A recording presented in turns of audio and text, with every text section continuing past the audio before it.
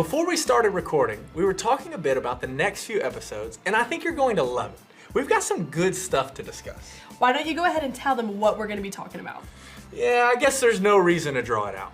Okay guys, listen up. For the next few weeks, we're going to be talking all about God's grace. We're going to start at the very beginning of time with creation, but also talk about some other stories along the way where you can see God's grace at work.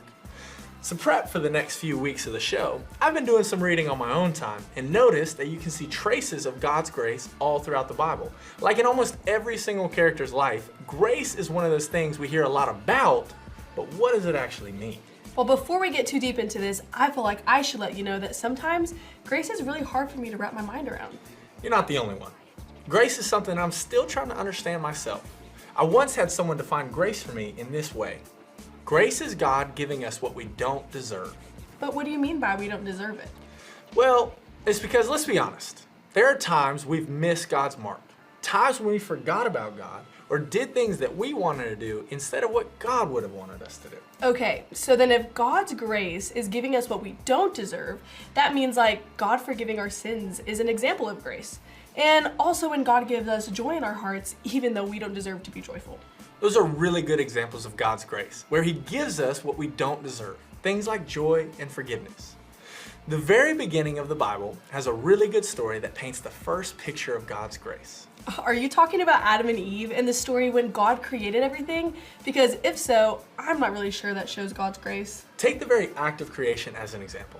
Actually, let's use that as our main point for today. I am created in God's image because of His grace. Before Adam and Eve could have even done anything to deserve it, God gave them life. Not only did He just create them and give them life, God created them in His own image to be a part of His own family.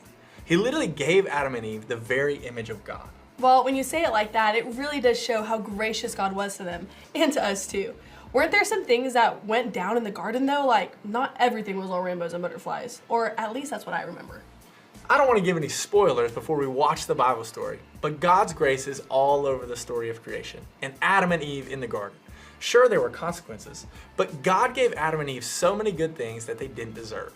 Yeah, there were definitely some high and lows, but even through all of that, we still see God being gracious to Adam and Eve. Well, we'll definitely have to talk more about this, but we'll catch you guys up after the Bible story.